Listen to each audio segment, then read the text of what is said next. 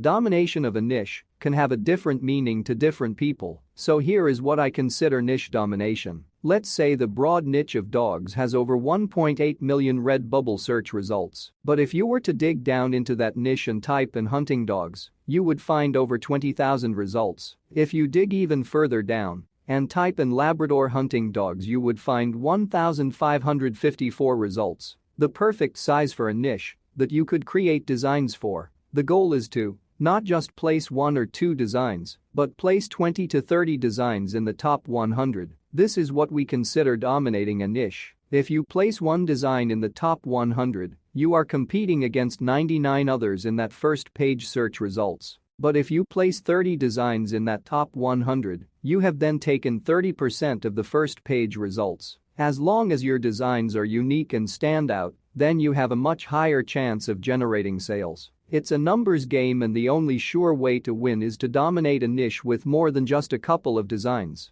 As of March 22, 2022, Redbubble now only allows up to 50 tags and a total of no more than 512 characters. We've already tested this out and these new limits are just fine. So how can you dominate a niche? We have a guide you can download for free. Simply click the link in the description below and receive your free detailed guide. Thank you.